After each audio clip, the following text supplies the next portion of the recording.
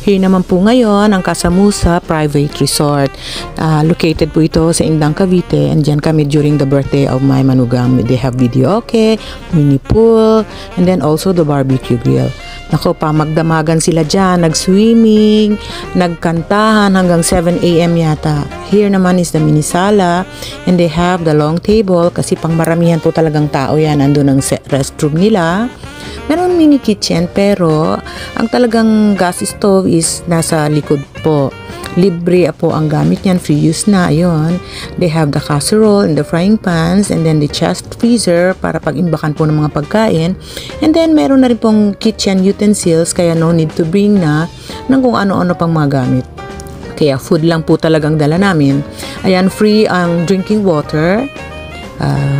And meron din silang mga available na table games kasi parang nga naman kung mainip.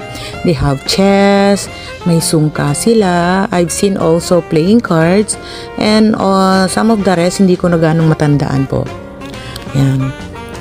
Ito po ang room. 16 po ang kasya dyan kasi malaki yan. 2 per beds. And then, ayun ang master's bedroom. Bali, 4 pong kasya dyan. Total of 20 lahat ang kasya. Safe po ang lugar, ha. Kapitbahay, andyan lang din kasi may-ari. Ayan ang naging handa. Hindi na nakuhanan po lahat kasi mga late na.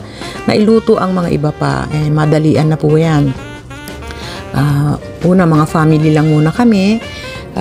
Nagdatingan na late, medyo late yung mga tropa nila. Ayan ang aking anak na lalaki at saka yung manugang ko, si Grant and his GF. Ito po ang aking mga balae ang mag-asawa. Ayan. Meron na rin isa pala kaming kasama dyan na tropa nila. Ayan. Andyan din yung aking angel. Doon si baby Mia sa kanyang mommy. Ayan. And, safe po ang lugar. Walang ganong kapitbahay kaya kahit na mag-ingay sila, talaga namang walang magko-complain. There. 22 hours kami dyan. Eto na, nung pauwi na kami, may parking pa rin sa labas. And mayan po, makikita nyo puro farms lang talaga sa paligid. Kaya, walang magko-complain.